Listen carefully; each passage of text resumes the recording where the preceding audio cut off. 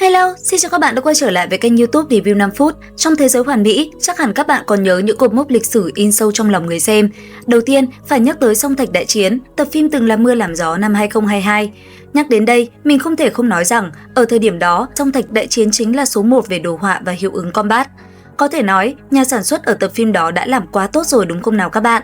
Và tiếp theo sau đó chính là bản đặc biệt Thất Thần Hạ Giới. Màn combat của Thạch Hạo trong phần đặc biệt này có thể nói là đủ để phong thần. Nó vừa cao trào lại vừa sâu lắng khi chúng ta phải chứng kiến Thạch Hạo ngã quỵ trong cô độc. Tuy nhiên, chỉ một hai cái tên đó cũng chỉ là ví dụ mà thôi. Thạch Hạo có rất nhiều trận chiến đỉnh cao đủ để người ta nhớ mãi. Và tiếp theo đây, chúng ta sẽ chuẩn bị được chứng kiến một tập phim có thể nói là hoành tráng nhất từ trước đến bây giờ. Nó được nhà sản xuất đóng máy và dựng phim trong cả năm trời với vô số chỉnh sửa. Có thể nói tập phim này chứa đựng bao nhiêu tâm huyết của cả đoàn làm phim. Và thôi không lan man nữa, các bạn hãy cùng với kênh YouTube Review 5 phút đi tìm hiểu về phần movie chiếu rạp này nhé. Đầu tiên, phần movie lần này sẽ lấy tên là Cửu Kiếp Phần Thiên, lịch chiếu rạp và công chiếu trên trang chủ của nhà phát hành chính thức vào ngày 8 tháng 8. Trong movie lần này, chúng ta sẽ chứng kiến trận đại chiến giữa các tiên vương và sự xuất hiện của Thạch Hạo trong tạo hình lần này thực sự rất đáng mong đợi. Và tất nhiên rồi, đây là tập phim điện ảnh thứ 2 của thế giới hoàn mỹ mang tên Cửu Kiếp Phần Thiên. Trong phần này, Liễu Thần Tiên Vương sẽ đối đầu với hai vị đại tiên vương của dị vực hắc ám.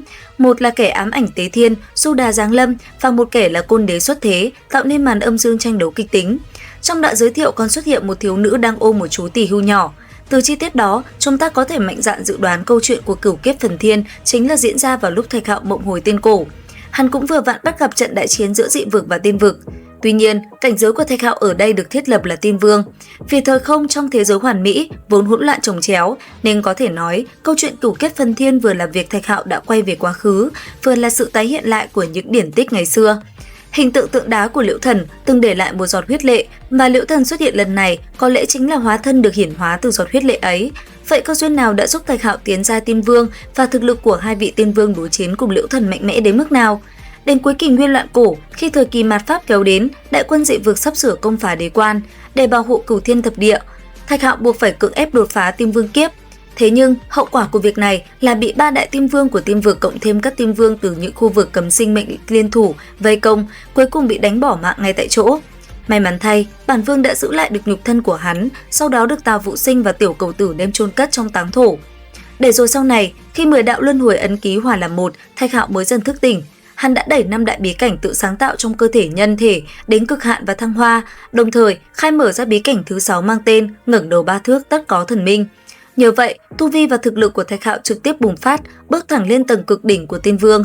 Dĩ nhiên, câu chuyện Cửu Kiếp Phần Thiên đặt ở mốc thời gian này là hoàn toàn hợp lý. Tiếp theo, hãy cùng phân tích một chút về tu vi và cảnh giới của Du Đà cùng côn đế. Về phần Liễu Mẫu thì không cần phải bàn nhiều, bởi lúc này người đã là một trong số ít những vị cự đầu sừng sỏ của giới tiên vương. Trước tiên nói về Du Đà, vì thực lực của hắn được xem là yếu nhất, dù cùng là tiên vương nhưng Thạch Hạo chỉ cần một cái tát là có thể nghiền nát hắn. Du Đà là một bất hủ chi vương thuộc cảnh giới tiên vương với thực lực nằm ở mức trung thượng trong hàng ngũ tiên vương.